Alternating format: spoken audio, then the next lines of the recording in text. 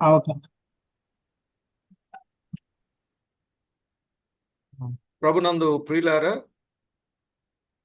దేవుని వాక్యములో నుండి ఆధ్యాత్మిక ఆరాధనకు ఆత్మీయ తలంపును మనము ధ్యానం చేద్దాం. ದೇವರ ಪರಿಶುದ್ಧ ನಾಮಕ್ಕೆ ಸ್ತೋತ್ರವಾಗಲಿ. ಈ ಒಂದು ಸಂದರ್ಭದಲ್ಲಿ ನಾವು ಆತ್ಮಿಕ ಸಂಬಂಧ ಆತ್ಮೀಯವಾದಂತಹ ರೀತಿಯಲ್ಲಿ ಅದಕ್ಕೆ ಸತ್ಯಕ್ಕೆ ತಕ್ಕ ಹಾಗೆ యెషయా ಸಂಬಂಧ గ్రంథం 53వ ಮಾತುಗಳನ್ನು ಕೇಳೋಣ. అధ్యాయం 11వ వచనాన్ని మనం చదువుకుందాం.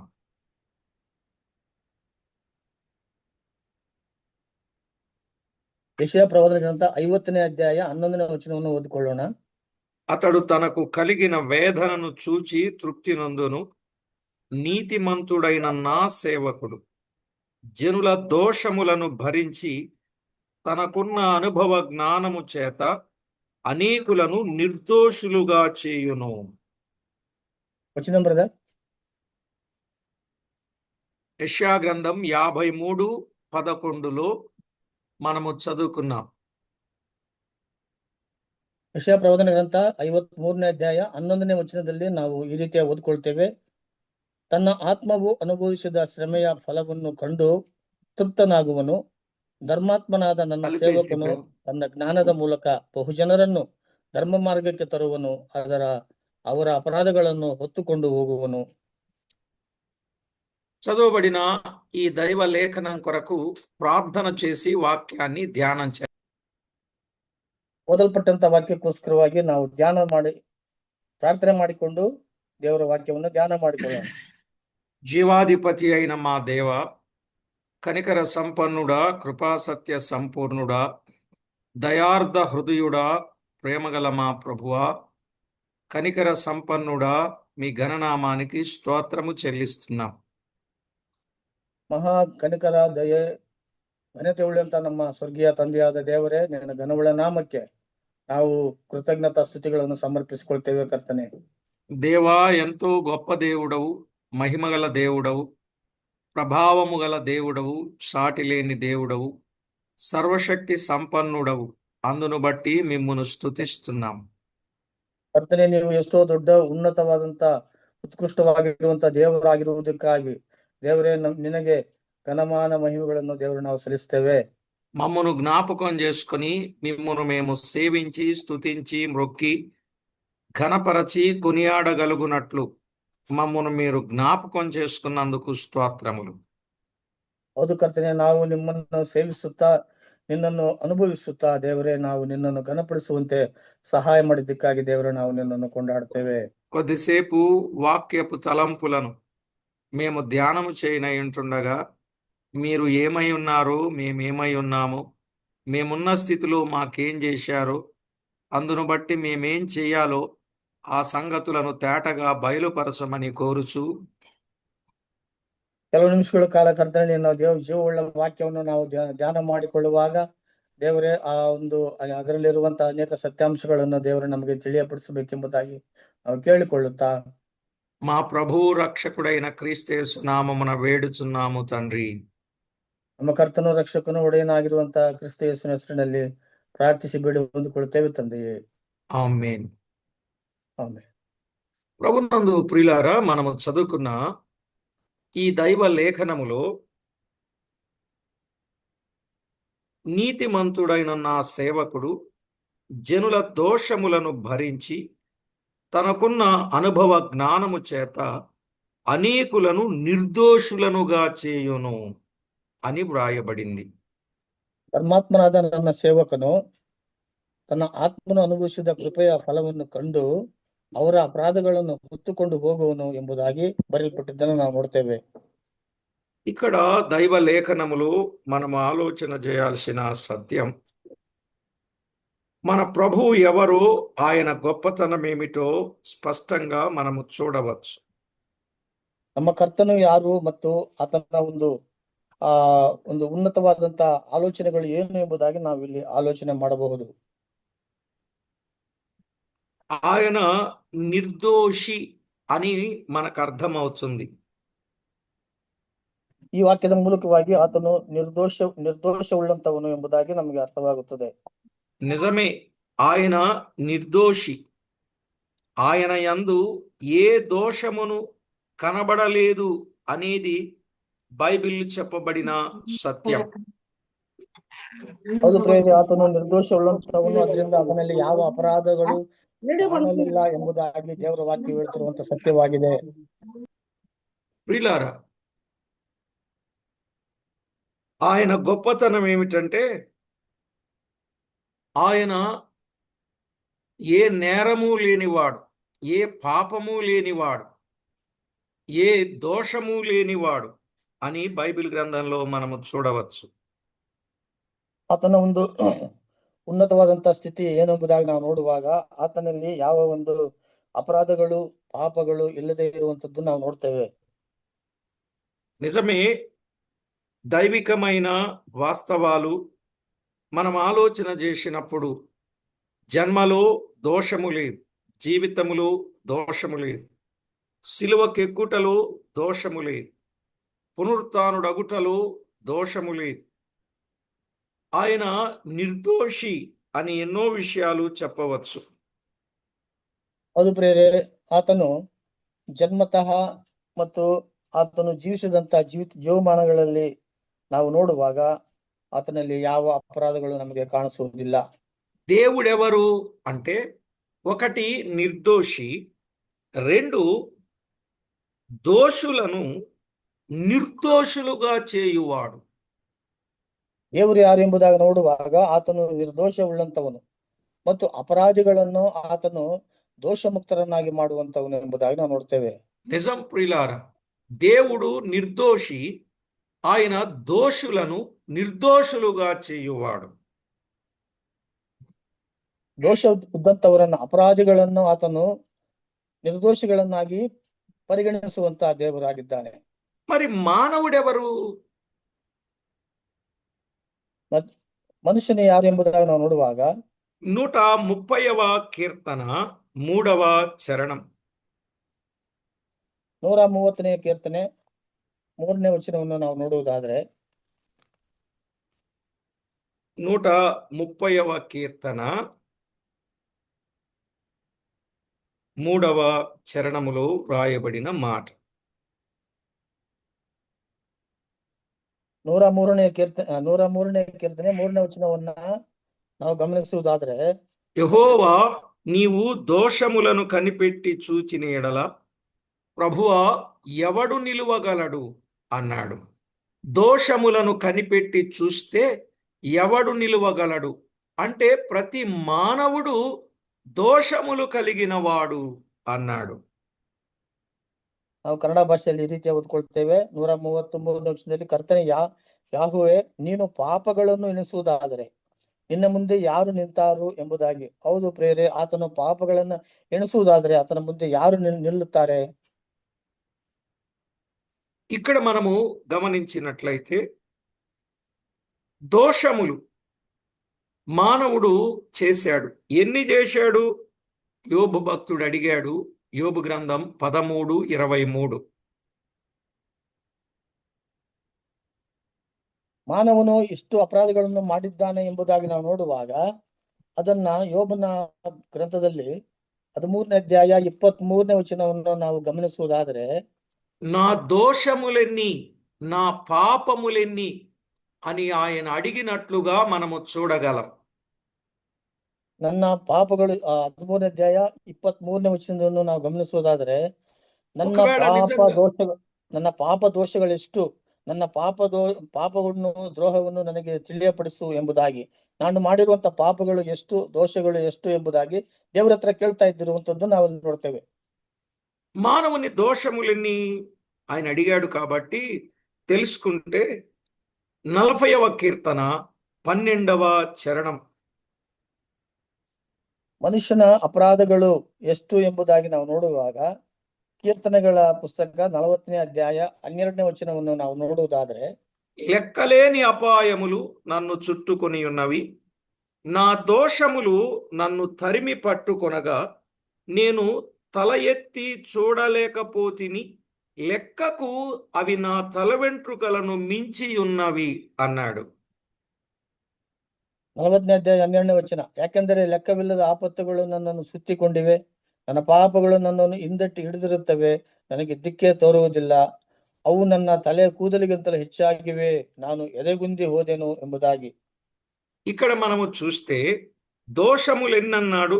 లెక్కకు అవి నా తల వెంట్రుకలను మించినవి అన్నాడు. లెక్కకు తల వెంట్రుకలు మించినన్ని దోషములు చేశాడు మానవుడు. ನಮ್ಮ ಪಾಪಗಳು ಎಷ್ಟು ಮನುಷ್ಯನು ಮಾಡಿದ್ದಾನೆ ಎಂಬುದಾಗಿ ನೋಡುವಾಗ ಅವು ಲೆಕ್ಕವಿಲ್ಲದಷ್ಟು, ಅಂದರೆ ತಲೆ ಕೂದಲುಗಳಿಗಿಂತಲೂ ಹೆಚ್ಚಾಗಿ ಮಾನವನು ಪಾಪಗಳನ್ನು ಮಾಡಿದ್ದಾನೆ. 38వ కీర్తన 4వ చరణములో, నా దోషములు నా తల మీదుగా పొర్లిపోయినవి, నేను మోయలేని బరువు వలె అవి నా మీద మోపబడి ఉన్నవి అన్నాడు. 38ನೇ ಕೀರ್ತನೆ 4ನೇ ವಚನವನ್ನು ಗಮನಿಸುವುದಾದರೆ, ನನ್ನ ಅಪರಾಧಗಳು ನನ್ನನ್ನು ಮುಳುಗಿಸಿ ಬಿಟ್ಟಿವೆ, ಅವು ಹೊರಲಾರದಷ್ಟು ಭಾರವಾದ ಹೊರೆಯಂತೆ ನನ್ನನ್ನು ಅದಿಮಿ ಬಿಟ್ಟಿವೆ ಎಂಬುದಾಗಿ ಬರೆಯಲ್ಪಟ್ಟಿದೆ. ప్రియులారా, ఈ వచన భాగంలో దోషములు ఎన్నన్నాడు?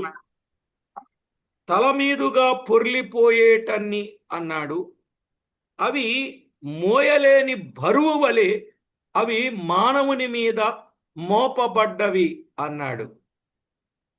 ಅವು ಇಲ್ಲಿ ಕನ್ನಡ ಭಾಷೆಯಲ್ಲಿ ಈ ರೀತಿಯಾಗಿ ನಾವು ಓದ್ಕೊಳ್ತೇವೆ, ಅವು ಹೊರಲಾರದಷ್ಟು ಭಾರವಾದ ಹೊರೆಯಾಗಿ ಆ ಒಂದು ಅಪರಾಧಗಳು ಇದ್ದಾವೆ ಎಂಬುದಾಗಿ ಇಲ್ಲಿ ಬರೆದಿದ್ದನ್ನ ನಾವಿಲ್ಲಿ ಗಮನಿಸ್ತೇವೆ ಪ್ರಿಯರೇ.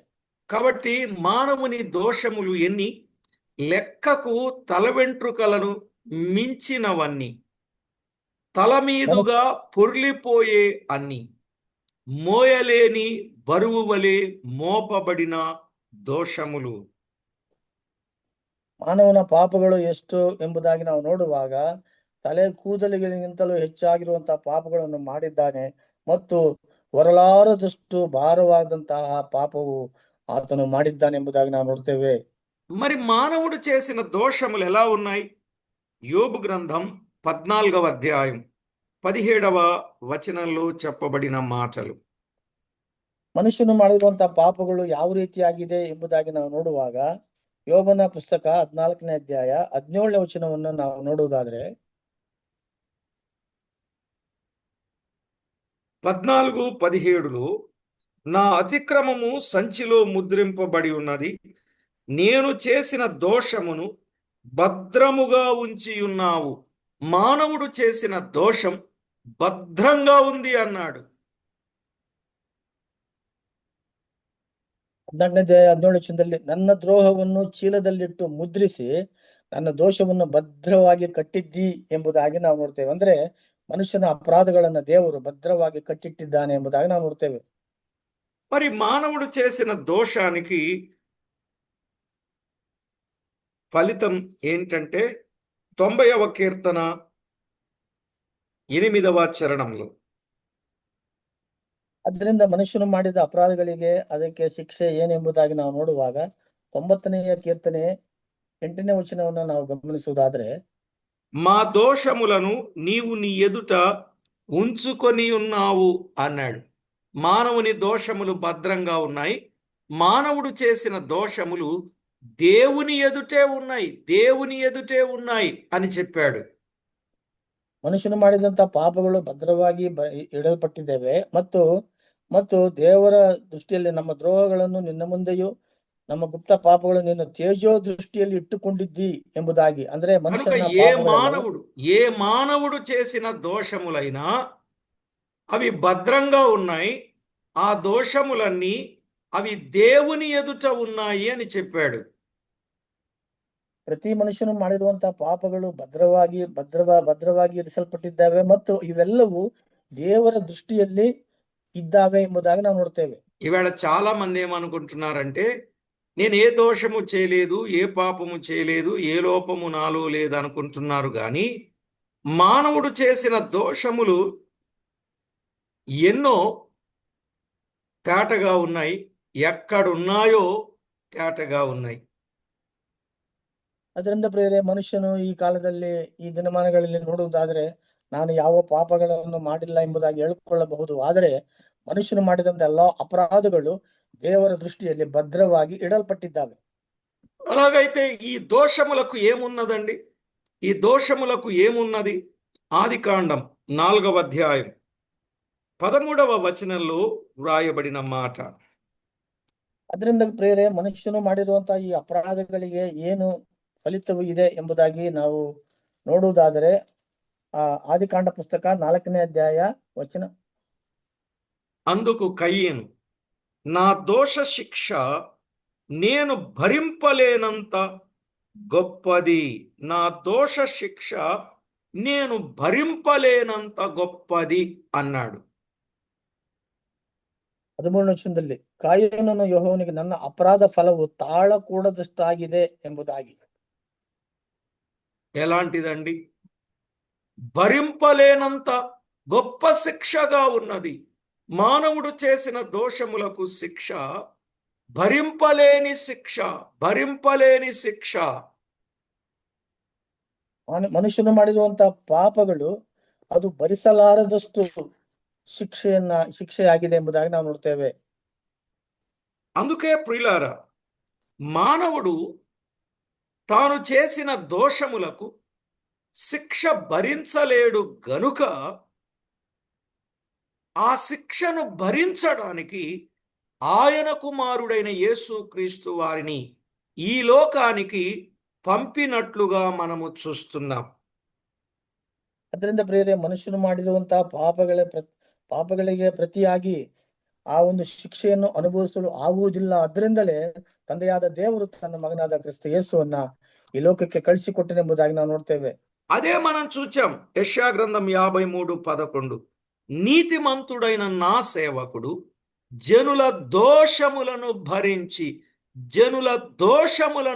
భరించిన వాడుగా చూస్తున్నా. ನೀತಿವಂತನಾದಂತ ನನ್ನ ಸೇವಕನು ಜನರ ಅಪರಾಧಗಳನ್ನ ಹೊರೆಯನ್ನ ಹೊತ್ತಂತವನಾಗಿ, జనుల దోషములను భరించి అంటే మనము భరించవలసిన, మనం అనుభవించవలసిన ఆ దోషముల శిక్ష ఆయన మీద వేశాడు. ఎవరు మోపారు? యెషయా గ్రంథం 53:5లోనే వ్రాయబడింది. 53:5. ಅದರಿಂದಲೇ ಪ್ರೇರೆ, ನಾವು ಮಾಡಿರುವಂತ ಎಲ್ಲಾ ಪಾಪ ದೋಷದ ಅಪರಾಧದ ಶಿಕ್ಷೆಯನ್ನ ತಂದೆಯಾದ ದೇವರು ಆತನ ಮೇಲೆ ಹಾಕಿದನು. ಅದು ಯೆಶಾಯ ಪ್ರವಾದನ ಗ್ರಂಥ 53ನೇ ಅಧ್ಯಾಯ 5ನೇ ವಚನದಲ್ಲಿ ಗಮನಿಸ್ತೇವೆ. మనమందరము గొర్రెల వలె త్రోవ తప్పిపోతిమి, మనలో ప్రతివాడును తనకిష్టమైన త్రోవకు తొలగెను. యెహోవా మనందరి దోషమును అతని మీద మోపెను. మనందరి దోషం అతని మీద మోపెను. మనందరి దోషం అతని మీద మోపెను. ನಮ್ಮ ಅಪರಾಧಗಳ ದೆಸೆಯಿಂದ ಅವನಿಗೆ ಗಾಯವಾಯಿತು, ನಮ್ಮ ಅಪರಾಧಗಳ ನಿಮಿತ್ತ ಅವನು ಜಜ್ಜಲ್ಪಟ್ಟನು ಎಂಬುದಾಗಿ ನೋಡ್ತೇವೆ. ನಮ್ಮ ಅಪರಾಧಗಳ ನಿಮಿತ್ತವಾಗಿ ಆತನು ಜಜ್ಜಲ್ಪಟ್ಟನು ಮತ್ತು ನಮ್ಮ ಅಪರಾಧಗಳನ್ನು ಆತನು ತಾನೇ ಹೊತ್ತುಕೊಂಡು ಹೋದನು ಎಂಬುದಾಗಿ ನಾವು ನೋಡ್ತೇವೆ. విన్నారా ప్రియులారా? మనము దోషులం. కనిపెట్టి చూస్తే ఆయన ఎదుట నిలువలేం. ఎన్ని దోషాలు! తల వెంట్రుకలను మించినన్ని దోషాలు, మన మీద పొర్లిపోయే అన్ని దోషాలు మనము చేసినప్పటికీ కూడా మనము దోషులమని ఆయనకు తెలిసి మన దోషములను భరించడానికి ఆయన ఇష్టపడ్డాడు. తండ్రే ఆ దోషములను ఆయన మీద వేసి ఆయన నలుగగొట్టెను అనే మాట మనము చూస్తున్నాం. 5వ వచనం. ಅದು ಪ್ರೇರೆ, ಆತನು ತಾನೇ ನಮ್ಮ ಅಪರಾಧಗಳನ್ನ ಆತನು ಹೊತ್ತನು. ಯಾಕೆಂದ್ರೆ ನಮ್ಮ ಪಾಪಗಳು ಯಾವ ರೀತಿ ಇದೆ ಅಂತಂದ್ರೆ ಅವು ಹೊರಲಾರದಷ್ಟು ಭಾರವಾಗಿದ್ದಾವೆ ಮತ್ತು ತಲೆಯಲ್ಲಿ ತುಂಬಿ ಹೊರಸೂಸುವಂತಹ ಪಾಪಗಳು ನಮಗೆ ಆಗಿದ್ದಾವೆ. ಆದ್ರಿಂದ ಇಂತಹ ಪಾಪಗಳನ್ನ ಬಿಡುಗಡೆ ಮಾಡುವುದಕ್ಕೋಸ್ಕರವಾಗಿ ಆತನು ತನ್ನ ಮಗನಾದ ಕ್ರಿಸ್ತ ಯೇಸುವನ್ನ ಆತನು ಜಜ್ಜಲು ಆತನು ಇಷ್ಟಪಟ್ಟನು ಎಂಬುದಾಗಿ ನಾವು మన అతిక్రమ క్రియలను బట్టి అతడు గాయపరచబడెను, మన దోషములను బట్టి నలుగగొట్టబడెను.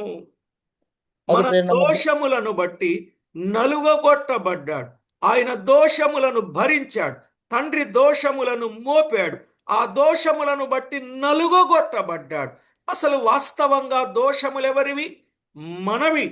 ఆయనెవరు? నిర్దోషి. నిర్దోషి అయిన ఆయన దోషులమైన మన కొరకు ఆయన నలుగగొట్టబడ్డాడు. ಅದು ಪ್ರೇರೆ ನಮ್ಮ ದ್ರೋಹಗಳ ದೆಸೆಯಿಂದ ಆತನಿಗೆ ಗಾಯವಾಯಿತು.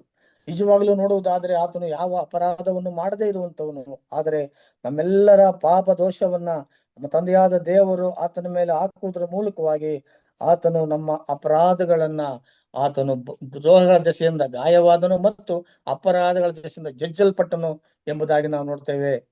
ఆ దోషములను తీసివేయడానికి ఆయన మరణము నొందాడు, తన ప్రాణమును ధారపోసెను అని యెషయా గ్రంథం 53వ అధ్యాయం 12వ వచనంలో వ్రాయబడింది. ಈ ಅಪರಾಧಗಳನ್ನು ನಮ್ಮಿಂದ ತೆಗೆದು ಹಾಕುವುದಕ್ಕೋಸ್ಕರವಾಗಿ ಯೆಶಾಯ ಪ್ರವಾದನ ಗ್ರಂಥ 53ನೇ ಅಧ್ಯಾಯ 12ನೇ ವಚನದಲ್ಲಿ ನೋಡ್ತೇವೆ. ಇಂಥವನಿಗೆ ಇದರಲ್ಲಿ ನಮಗೆ ಆ ಒಂದು ಬಿಡುಗಡೆಯನ್ನ, ದ್ರೋಹಗಳ ಪಾಪಗಳನ್ನು ಹೊರುತ್ತಾ ಅವರಿಗಾಗಿ ವಿಜ್ಞಾಪನೆ ಮಾಡಿದಂತ ಕರ್ತನನ್ನು ನಾವಲ್ಲಿ ಕಾಣ್ತೇವೆ. గమనించండి, దోషములను భరించాడు, దోషములను మోసాడు, దోషములను భరించాడు, దోషములను బట్టి నలుగగొట్టబడ్డాడు. ನಮ್ಮ ಅಪರಾಧಗಳ ನಿಮಿತ್ತವಾಗಿ ಆತನು ಆ ಒಂದು ಪಾಪದ ಭಾರವನ್ನು ಆತನು ಹೊತ್ತನು ಮತ್ತು ನಮ್ಮ ದೋಷದ ಫಲವನ್ನು, ಅಂದ್ರೆ ನಮ್ಮ ಅಪರಾಧ ಫಲವನ್ನು ಆತನು ಭರಿಸಿದನು ಮತ್ತು ನಮ್ಮ ಅಪರಾಧಗಳ ಫಲದ ನಿಮಿತ್ತವಾಗಿ ಆತನು ಜಜ್ಜಲ್ಪಟ್ಟನು ಎಂಬುದಾಗಿ ನಾವು ನೋಡ್ತೇವೆ. ఎందుకు అంత దోషాలను బట్టి నలుగగొట్టబడ్డాడంటే మన దోష శిక్ష భరించలేనంత గొప్ప శిక్ష, మన దోష శిక్ష మనము మోయలేనంతటి బరువైనది. అందుకే మన దోష శిక్షను ఆయన మీద వేసుకొని ఆయన నలుగగొట్టబడి మనలను నిర్దోషులనుగా చేయడానికి ఇష్టపడ్డాడు. ಹೌದು ಪ್ರೇರೆ, ನಮ್ಮ ಅಪರಾಧಗಳು ಅವು ಭರಿಸಲಾರದಷ್ಟು ಘೋರವಾಗಿರುವಂತ ಅಪರಾಧಗಳಾದ್ರಿಂದ ಕ್ರಿಸ್ತನು ತಾನೇ ತನ್ನ ಮೇಲೆ ನಮ್ಮ ಅಪರಾಧಗಳನ್ನ ಹೊತ್ತುಕೊಂಡಂತವನಾಗಿ ನಮಗೆ ಆತನು ಬಿಡುಗಡೆ ಕೊಟ್ಟಿದ್ದನ್ನು ನಾವಿಲ್ಲಿ ಗಮನಿಸ್ತೇವೆ. ఇప్పుడు ఏం చేశాడు ఆయన మన విషయంలో? ನಮ್ಮ ವಿಷಯ ಕುರಿತಾಗಿ ಆತನು ಏನು ಮಾಡಿದ್ದಾನೆಂಬುದಾಗಿ ನಾವು ఆయన ನೋಡುವಾಗ ఎవరో మనకు అర్థమైంది, మనమెవరమో మనకు అర్థమైంది, మనకేం చేశాడో కూడా మనకు అర్థమైంది. ಆತನು ಯಾರು ಎಂಬುದಾಗಿ ನಮಗೆ ಗೊತ್ತಾಯಿತು, ನಾವು ಏನು ಮಾಡಿದ್ದೇವೆ ಎಂಬುದಾಗಿ ನಮಗೆ ಗೊತ್ತಾಯಿತು. ಇಷ್ಟು ವಿಷಯಗಳನ್ನ ನಾವೀಗ ತಿಳಿದುಕೊಂಡಿದ್ದೇವೆ. మనల్ని ఏం చేశాడు? దైవ లేఖనంలో వ్రాయబడిన మాటలు. సామెతల గ్రంథం 16వ అధ్యాయం 16వ వచనములో ನಮ್ಮನ್ನು ಆತನು ಏನು ಮಾಡಿದ್ದಾನೆ ಎಂಬುದಾಗಿ ನೋಡುವಾಗ ಜ್ಞಾನೋಕ್ತಿಗಳ ಪುಸ್ತಕ 16ನೇ ಅಧ್ಯಾಯ 16ನೇ ವಚನವನ್ನು ಗಮನಿಸುವುದಾದ್ರೆ, మన దోషములకు ప్రాయశ్చిత్తము చేశాడు.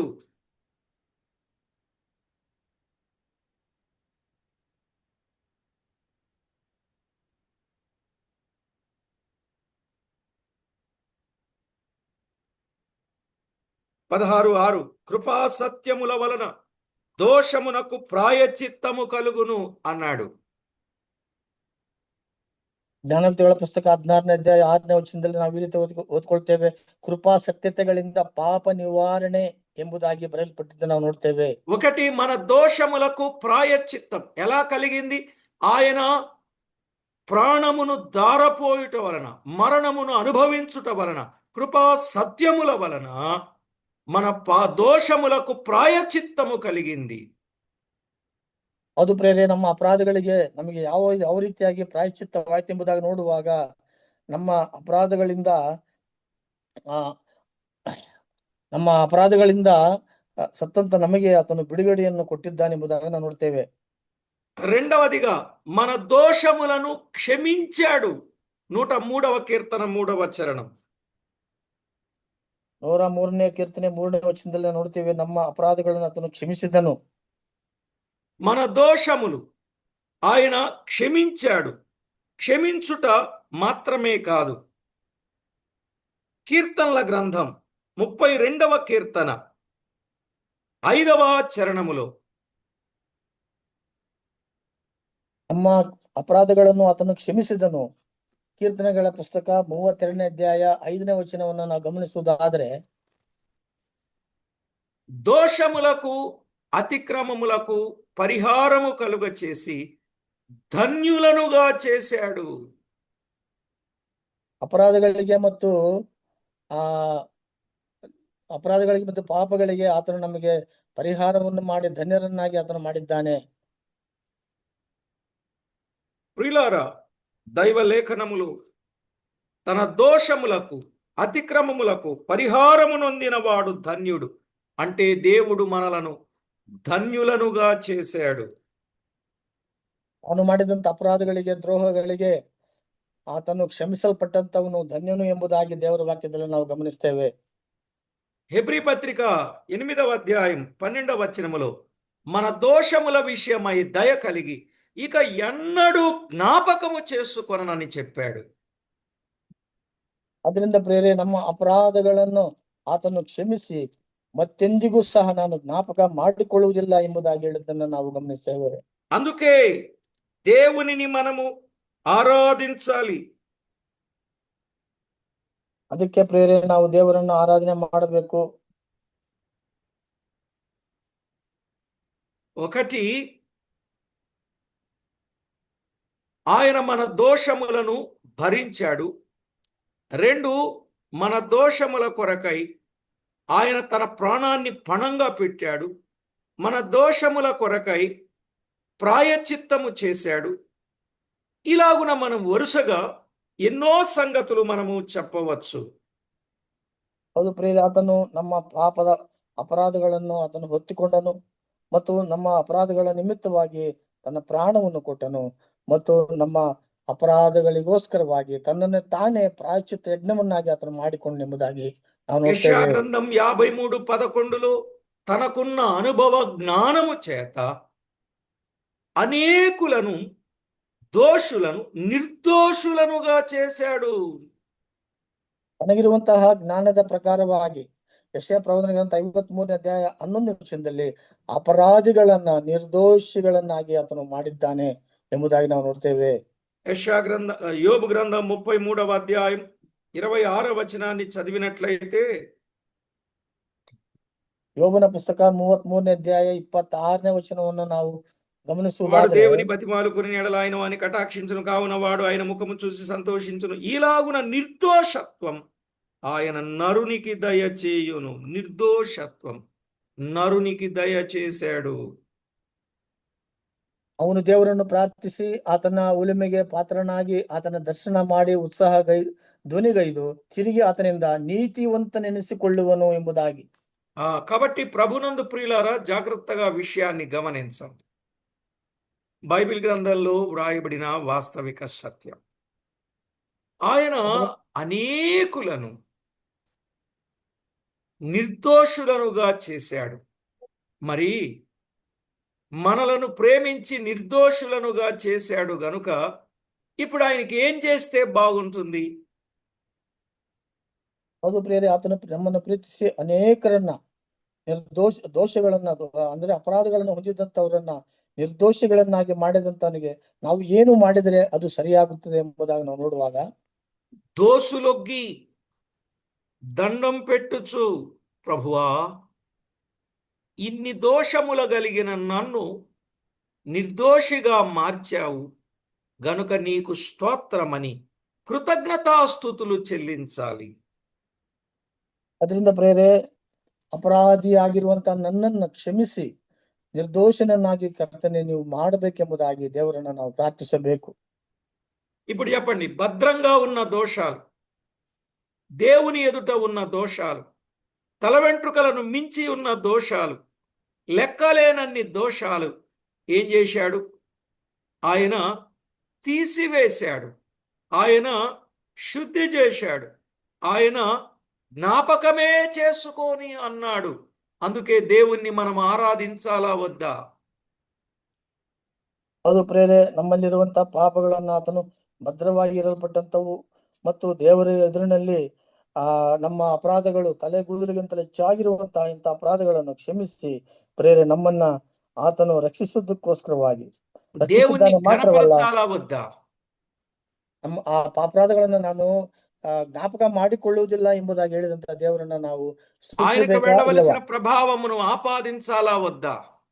ಆತನಿಗೆ ಹೋಗಬೇಕಾಗಿರುವಂತಹ ಪ್ರಭಾವ ಮಹಿಮೆಯನ್ನ ನಾವು ಸಲ್ಲಿಸಬೇಕಾ ಬೇಡವಾ? అలాగున కృతజ్ఞత కలిగి ఉంటే అది ఆయనకి ఇష్టమైన ఆరాధన. ఇంత ఆ చేసిన రీతి దేవుణ్ణి మరచిపోతే ఆయనకు సంతోషము కాదు. ಅದರಿಂದ ಪ್ರೇರೆ ಈ ರೀತಿಯಾಗಿ ಆತನಿಗೆ ನಾವು ಕೃತಜ್ಞತೆ ಸ್ತುತಿ ಸಲ್ಲಿಸಿದರೆ ಅದು ಆರಾಧನೆ. ಅದನ್ನು ಬಿಟ್ಟು ಅದನ್ನ ನಾವು ಅಲ್ಲಗಳೆದರೆ ಅದು ಆರಾಧನೆ ಅನಿಸ್ಕೊಳ್ಳುವುದಿಲ್ಲ. దేవుడెవరండి? నిర్దోషి. దోషులను నిర్దోషులుగా చేయువాడు. ದೇವರು ಯಾರು ಎಂಬುದಾಗಿ ನೋಡುವಾಗ ಆತನಲ್ಲಿ ನಿರಪರಾಧಿಯಾಗಿರುವಂತ ದೇವರು ಎಂಬುದಾಗಿ ನೋಡ್ತೇವೆ. ದೋಷ మనమెవరమండి? ಉಳ್ಳಂತವರನ್ನ ನಿರ್ದೋಷಿಗಳನ್ನಾಗಿ ಮಾಡುವಂತವನು. దోషులం మనమెవరం? దోషులం. ನಾವು ಯಾರೆಂಬುದಾಗಿ ನೋಡುವಾಗ ನಾವು ಅಪರಾಧಿಗಳು. ఈ దోషులమైన మన కొరకు ఆయన ఎంత గొప్ప కార్యం, పుణ్యకార్యం చేశాడండి. ఒక్క ముక్కలో చెప్పాలంటే తన ప్రాణమును ధారపోసెను అన్నాడు. ಇಂತಹ ಅಪರಾಧಿಗಳಾಗಿರುವಂತ ನಮ್ಮನ್ನ ದೋಷ ಮುಕ್ತರನ್ನಾಗಿ ಮಾಡುವುದಕ್ಕೋಸ್ಕರವಾಗಿ ತನ್ನ ಪ್ರಾಣವನ್ನೇ ಫಣವಾಗಿ ಇಟ್ಟನು ಎಂಬುದಾಗಿ ನಾವು ನೋಡ್ತೇವೆ ಪ್ರೇರೆ. అలాగు చేసి ఏం చేశాడండి? మనలను నిర్దోషులుగా చేశాడు. దోషములన్నీ క్షమించాడు. అవునా కాదా? ప్రాయచిత్తము కలిగించాడు.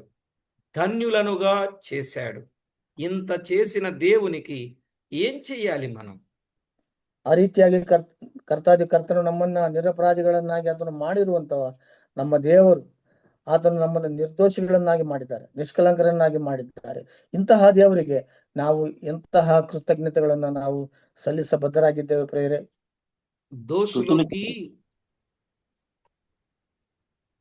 దోసులొగ్గి దండం పెట్టుచు విరిగి నలిగిన హృదయముతో కృతజ్ఞతాస్తుతి స్తోత్రములు చెల్లించవలసిన వారమై ఉన్నాం. ಅದರಿಂದ ಪ್ರೇರೆ ನಿರ್ದೋಷವುಳ್ಳಂತಹ ದೇವಾದಿ ದೇವನಿಗೆ ನಾವು ಕೃತಜ್ಞತಾ ಸ್ತುತಿಗಳನ್ನ ಸಮರ್ಪಿಸಬೇಕಾಗಿದೆ. అలాగున ప్రతి ఒక్కరూ సిద్ధపడి ప్రభువుకు మహిమకరంగా జీవించవలనని ప్రభు అయిన దేవుని పేరట ప్రేమతో మీకు మనవి చేస్తున్న ఆరాధనలోని అంతరార్థం, ఆంతర్యం మీకు అర్థమైందని నేను నమ్ముచూ ఉన్నాను. ప్రార్థన చేసుకుని ముగిద్దాం. ಆ ರೀತಿಯಾಗಿ ಪ್ರೇರೆ ನಮ್ಮ ಕರ್ತನಾದ ದೇವರನ್ನ ನಮ್ಮ ಅಪರಾಧಿಗಳಾಗಿರುವಂತ ನಮ್ಮನ್ನ ಕ್ಷಮಿಸಿ ನಮ್ಮನ್ನು ಆತನು ನೀತಿವಂತರನ್ನಾಗಿ ಮಾಡಿರುವಂತ ದೇವರನ್ನ ಯಾವ ರೀತಿಯಲ್ಲಿ ದೇವರನ್ನ ಸ್ತುತಿಸೋಣ ಎಂಬುದನ್ನು ನಾವು ಜ್ಞಾಪಕ ಮಾಡಿಕೊಳ್ಳುತ್ತಾ ದೇವರನ್ನ ಪ್ರಾರ್ಥಿಸಿಕೊಳ್ಳೋಣ. ప్రార్థన చేస్తాం. పరిశుద్ధుడవైన మా తండ్రి, నిర్దోషివైన మా దేవ, మీ ఘననామానికి స్తోత్రం. ಪರಿಶುದ್ಧನಾದಂತ ನಮ್ಮ ಸ್ವರ್ಗೀಯ ತಂದೆಯ ದೇವರೇ, నిరపరాధిಯಾಗಿರುವಂತ ನಿರ್ದೋಷವುಳ್ಳಂತ ದೇವರೇ, ನಿನ್ನ ನಾಮಕ್ಕೆ ಸ್ತೋತ್ರ. దోషులమైన మమ్మును నిర్దోషులుగా మార్చుటకు మీరు చేసిన పుణ్యకార్యం అంతటిని బట్టి మీకు స్తోత్రములు. ಅದು ಅಪರಾಧಿಗಳಾಗಿರುವಂತ ನಮ್ಮನ್ನ ನಿರಪರಾಧಿಗಳನ್ನಾಗಿ ಮಾಡುವುದಕ್ಕೋಸ್ಕರವಾಗಿ ನೀವು ಮಾಡಿರುವಂತ ಪುಣ್ಯ ಕಾರ್ಯಕ್ಕೋಸ್ಕರವಾಗಿ ದೇವರೇ ನಾವು ನಿನ್ನನ್ನ ಕೊಂಡಾಡ್ತೇವೆ ತಂದೆಯೇ. మమ్మను జ్ఞాపకం చేసుకుని చేసిన ప్రతి మేలు, ఉపకార, మహోపకారములన్నింటిని బట్టి మిమ్మను స్తుతించొచ్చు. ನಮ್ಮನ್ನು ಜ್ಞಾಪಕ ಮಾಡಿಕೊಂಡು ನಮಗೋಸ್ಕರವಾಗಿ ನೀವು ಮಾಡಿದ ಎಲ್ಲಾ ಮೇಲುಗಳಿಗೋಸ್ಕರವಾಗಿ ನಿನ್ನನ್ನು ಸ್ತುತಿಸುತ್ತಾ విన్నవారందరూ విరిగి నలిగిన హృదయముతో మిమ్మను ఆరాధించేవారుగా, మీరు చేసిన మేలు జ్ఞాపకం చేసుకుని కృతజ్ఞత కలిగిన వారుగా జీవించుటకు ప్రతి వారిని సిద్ధపరచమని కోరుచు ಕೇಳಿದಂತವರೆಲ್ಲರೂ ಸಹ ಕೃತಜ್ಞತೆ ಭಾವದಿಂದ ನಿನ್ನನ್ನು ಸ್ತುತಿ, ಆರಾಧನೆ, ಕರ್ತನೆ ಸಲ್ಲಿಸುವಂತವರನ್ನಾಗಿ ಮಾಡಬೇಕೆಂಬುದಾಗಿ ನಾವು ಕೇಳಿಕೊಳ್ಳುತ್ತಾ మా ప్రభువు రక్షకుడైన యేసుక్రీస్తు అతి శ్రేష్టమైన అమూల్యమైన నామమున స్తోత్రము చెల్లించి స్తుతించి ప్రార్థించి మిక్కిలి వినయముగా బ్రతిమిలాడి వేడుచూ ఉన్నాం మా పరమ తండ్రి. ನಮ್ಮ ಕರ್ತನು ರಕ್ಷಕನು ಒಡೆಯನಾಗಿರುವಂತ ಯೇಸು ಕ್ರಿಸ್ತನ ಹೆಸರಿನಲ್ಲಿ ಸ್ತುತಿಸಿ ಪ್ರಾರ್ಥಿಸಿ ಬೇಡಿ ಹೊಂದಿಕೊಳ್ಳುತ್ತೇವೆ ತಂದೆಯೇ. ಆಮೆನ್. ಆಮೆನ್.